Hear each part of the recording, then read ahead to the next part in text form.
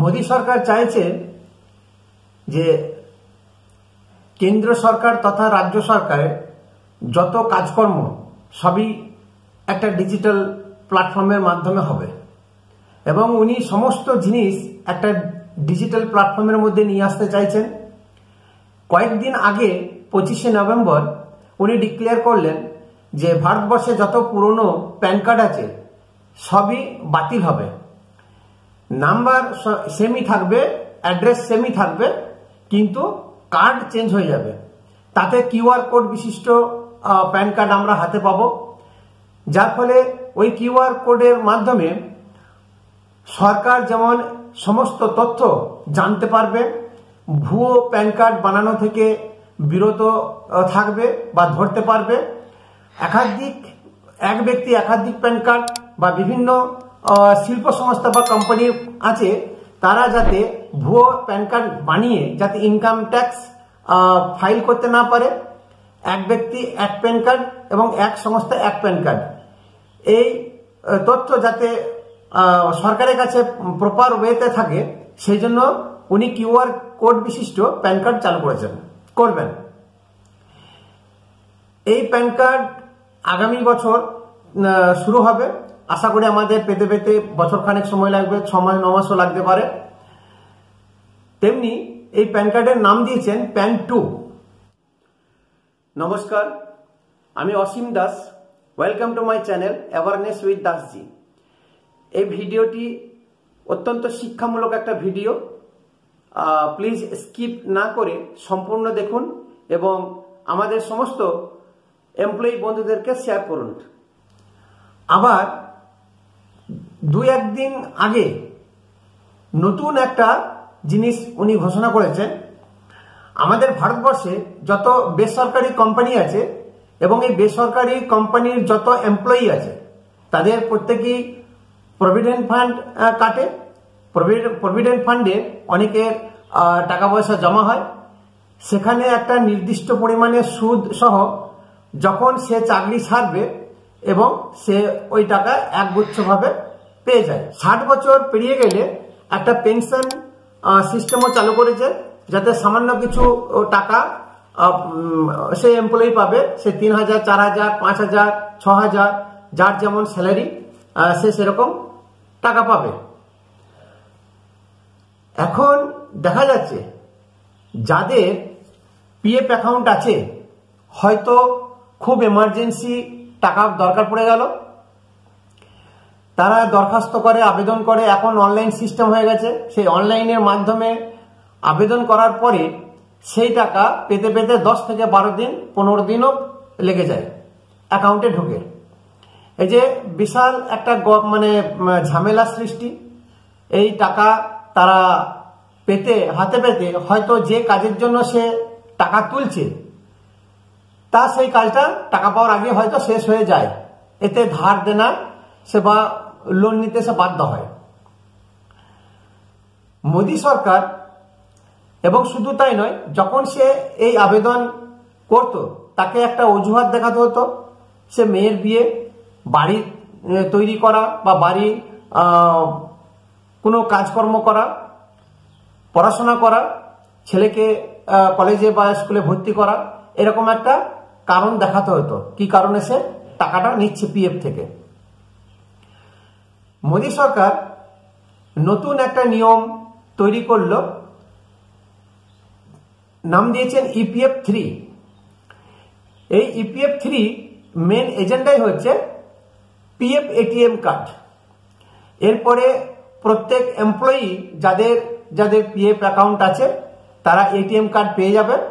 এই এটিএম কার্ডের মাধ্যমে যখন খুশি সে এটিএম থেকে টাকা তুলে নিতে পারবে। এর জন্য আবেদনও করতে হবে না, আর কোনো কিছুই করতে হবে না, আর অজুহাতও দেখাতে হবে না। কিন্তু নিয়ম হচ্ছে আপনার সমস্ত জমা টাকার মাত্র 50%, 50%ই আপনি তুলতে পারবেন এটিএম কার্ডের মাধ্যমে। যে কোনো ব্যাংকের যে কোনো এটিএম এর থেকে আপনি টাকা তুলতে পারবেন। এর জন্য কোনো আবেদন করার দরকার নেই, কোনো অজুহাত দেখাবার দরকার নেই, আর আপনাকে অপেক্ষাও করতে হবে না। যে 10-15 দিন অপেক্ষা করছিলেন টাকা পাবার জন্য, সেটাও আপনাকে করতে হবে না। এটিএমে যেরকম ব্যাংক অ্যাকাউন্ট থাকে আপনি সচরাচর টাকা তোলেন, ঠিক সেইভাবেই আপনি পিএফ এর টাকাও এটিএম এর মাধ্যমে তুলতে পারবেন। আরেকটা নিয়ম চালু করলো যে আমাদের পিএফ অ্যাকাউন্টে সাধারণত 12% করে 12% করে টাকা জমা হয়। এরপর থেকে এমপ্লয়ি চাইলে সে 100% টাকা সেখানে জমা রাখতে পারে।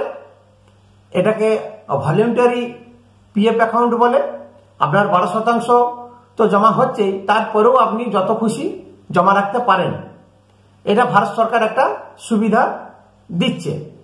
এই সমস্ত জিনিস আপনার বাস্তবায়ন হতে আগামী বছর মে এবং জুন মাস হয়ে যেতে পারে, এটা সরকারের প্রবক্তা বলেছে। কেন্দ্র সরকারের আরো বিধি হচ্ছে যে এই পিএফ অ্যাকাউন্টধারীদের যাতে কোনো রকমের অসুবিধা না হয়, এই ডিজিটাল প্ল্যাটফর্মের মধ্যে নিয়ে আসলে তারা কোনো এমপ্লয়ার বা অনলাইনে গিয়ে আবেদন করার বা কাকুতি মিনতি করার কোনো দরকার পড়বে না। তারা নিজের টাকা নিজে নিজেই তুলে নিতে পারবে। এর একটা যেমন সুবিধা আছে, আবার একটা অসুবিধাও আছে। অসুবিধাটা কি রকম? অসুবিধা হচ্ছে যে provident fund, EPFO, employees provident fund organisation, ভবিষ্যনিধি, কর্মচারী ভবিষ্যনিধি প্রকল্প। তাহলে এই যে ভবিষ্যনিধি, ভবিষ্যতের জন্য আমাদের বা যারা পিএফ অ্যাকাউন্টধারী আছে তাদের টাকাগুলো জমা হয়। যখন সে রিটায়ারমেন্ট নেবে বা হবে 60 বছর বয়সে, তখন যার যত টাকায় থাকুক সে একগুচ্ছ টাকা পাবে উইথ ইন্টারেস্ট। তাহলে সেই বার্ধক্যের সময়ে সেই টাকা সে তার নিজের কাজে লাগাতে পারবে। এখন প্রশ্ন হচ্ছে, যদি এটিএম কার্ড হাতে পেয়ে যায় তাহলে সে খুচখাচ প্রতিনিয়ত টাকা তুলতেই থাকবে। টাকা তুলতে তুলতে এমনিতেই বলেছে 50%-এর বেশি টাকা তুলতে পারবে না। তাহলে টাকা তুলবে যখন একসময় শেষ হবে, তাহলে যখন 60 বছর পরে সে রিটায়ারমেন্ট নেবে তখন সে বেশি টাকা তার কাছে থাকবে না বা সে টাকা বেশি পাবে না। যতটুকু জমা থাকবে ওইটুকুর ওপরই ইন্টারেস্ট হয়ে যা পাবার সে সেইটুকুই পাবে। তাহলে এটা একটা বিশাল বড় মাইনাস পয়েন্ট। মানে সচরাচর আমাদের হাতে যদি এটিএম কার্ড থাকে, আমরা কোনো কিছু দরকার পড়ুক চাই না পড়ুক খুঁজ করে টাকা তুলে থাকি, এটা তো স্বাভাবিক। তাহলে যেমন প্রত্যেকটি জিনিসেরই সুবিধা আছে আবার অসুবিধাও আছে। কিন্তু দেখা যাচ্ছে আরেকটা মাইনাস পয়েন্ট, যে দীর্ঘদিন ধরে আন্দোলন হচ্ছে, প্রভিডেন্ট ফান্ড যাদের আছে তাদের যে পেনশন এখন যারা পাচ্ছে তারা খুবই বাজার মূল্য অনুসারে তারা খুবই কম টাকা পায়। এই টাকাটা বৃদ্ধি করা অতি অবশ্যই দরকার আছে। সেই ব্যাপারে কিন্তু কেন্দ্র সরকার কোনো রকমের মতামত প্রকাশ করেনি বা আলোচনাও হয়নি। ওনারা চেয়েছেন যে সবার হাতে যদি এটিএম কার্ডটা দিই তাহলে টাকাটা মার্কেটে ভালো রকমের রোলিং হবে, টাকা খাটবে, বাজার আরো উন্নতি হবে, শেয়ার মার্কেট আরো উঠবে, ইত্যাদি ইত্যাদি। এটা বড় মাথা। তো যাই হোক, এই খবর বা এই সংবাদটা আপনারা বেশি বেশি করে শেয়ার করবেন। যত আমাদের এমপ্লয়ি বন্ধু আছেন তারা জানতে পারবে, প্রত্যেকে যাতে জানতে পারে তাড়াতাড়ি এবং অগ্রিম ব্যবস্থা যাতে নেয় সেই ব্যাপারে ওয়াকিবহাল থাকবে। তো আপনাদের কাছে আমার রিকোয়েস্ট, এই ভিডিওটি বেশি বেশি শেয়ার করুন এবং আমার চ্যানেলটাকে সাবস্ক্রাইব করুন। ধন্যবাদ।